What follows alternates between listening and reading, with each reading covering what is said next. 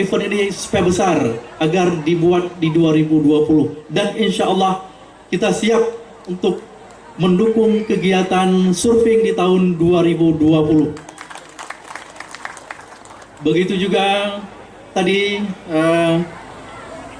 kami bertemu dengan ada tim percepatan kek dari Simulu.